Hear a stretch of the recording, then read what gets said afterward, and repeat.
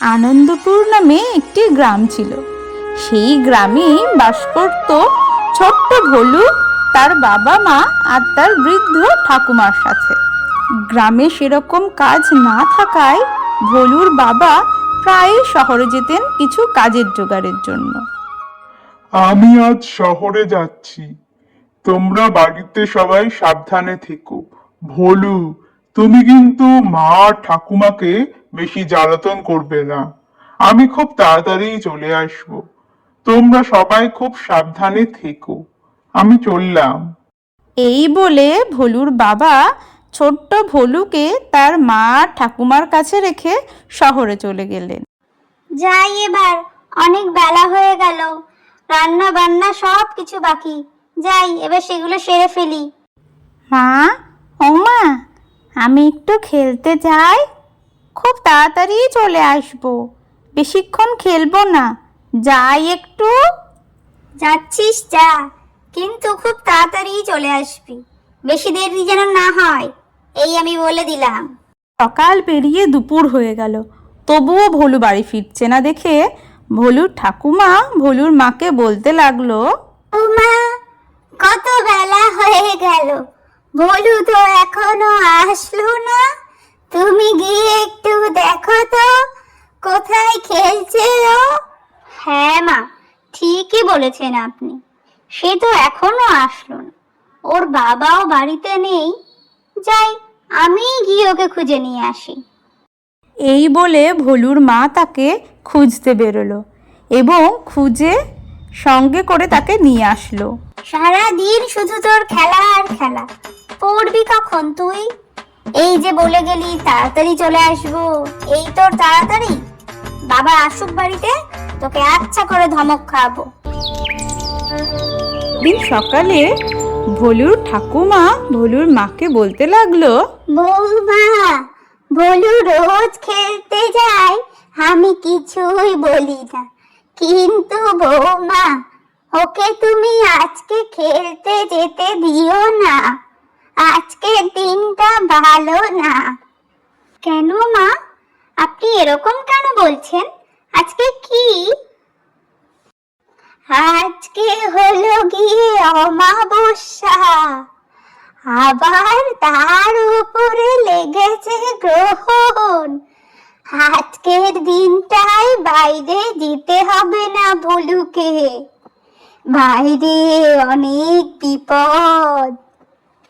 ঠাকুমার কথা শেষ হতে না হতেই ভোলু ঘরের থেকে বাইরে চলে আসলো এবং সে বলতে লাগলো, মা, আমি খেলতে যাচ্ছি, একটু পরেই চলে আসবো। না বাছা, আজকে তুমি বাইরে যেও না খেলতে, তুমি আজকে ঘরেই থাকো। বৌমা, আজকে ওকে যেতে দিও না খেলতে। মা আর ঠাকুমা খেলতে যেতে না দেওয়ায় ভোলু তখন কাঁদতে লাগলো। আমি খেলতে যেতাম, একটু একটু পরেই চলে আসতাম, তোমরা যেতে দিচ্ছ না কেন? এই সব ঘটনার পর ভোলু কাঁদতে কাঁদতে গিয়ে বিছানায় শুয়ে পড়ে। মা আর ঠাকুমা দুজনেই তখন রান্নার কাজে ব্যস্ত হয়ে যায়। কিছুক্ষণ পর, ভোলু, এই ভোলু, ভোলু, খেলতে যাবি? ওঠ, ওঠ, এই ভোলু, ভোলু, ওঠ, ওঠ। আরে, কেউ আমাকে ডাকছে মনে হয়, যাই গিয়ে দেখি তো কে আমাকে খেলার জন্য ডাকছে। কি রে, তোকে কখন থেকে ডাকছে যে খেলতে আসার জন্য? তুই তো আসিস না। নে, চল এবার আমরা খেলতে যাব, চল। কিন্তু আমাকে যে মা আজকে বারণ করলো খেলতে যেতে, আমি কি করব রে এখন? চল, আমার তো ইচ্ছাও করছে খেলতে, তুই যখন এসেছিস তাহলে চল চুপি চুপি একটু খেলে আমরা চলে আসি আবার। এই বলে ভোলু তার বন্ধুর সাথে খেলতে চলে গেল। এদিকে কি হলো, ভোলু আর তার বন্ধু এক জঙ্গলের মধ্যে এসে পড়ল। ভোলু তখন এদিক ওদিক দেখতে লাগলো আর জিজ্ঞেস করলো, এই তুই আমাকে কোথায় নিয়ে এসেছিস? এইটা কোন জায়গা? আমার খুব ভয় করছে, চল আমরা বাড়ি চলে যাই, আমার খুব ভয় লাগছে রে দেখে। ভোলুর বন্ধু তখন হঠাৎ করে জোরে জোরে হাসতে লাগলো আর বলল, আমি তোর বন্ধু না রে, আমি হলাম শাকচুন্নি।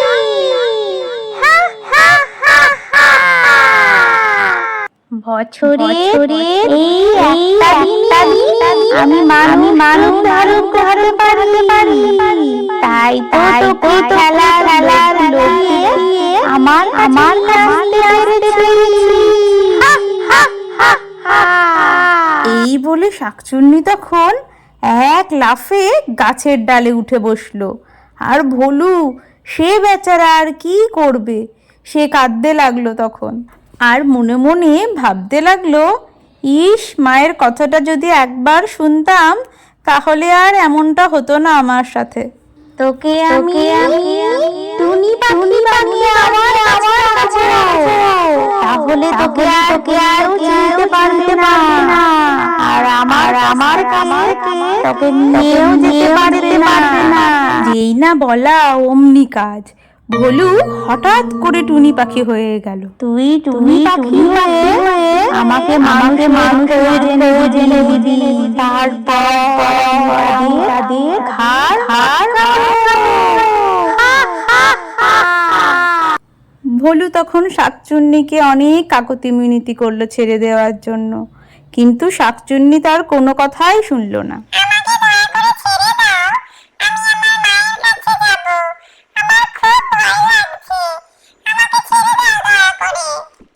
অনেক দেরি হয়ে যাওয়াতে ভোলুর ঠাকুমার হঠাৎ করে ভোলুর কথা মনে পড়ল এবং সে ভোলুকে দেখতে গেল।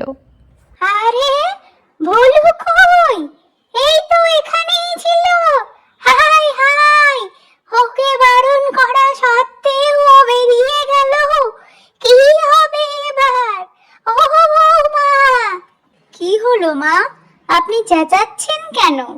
ভোলু তো এখানেই শুয়েছিল, সারা বাড়ি কোথাও নেই।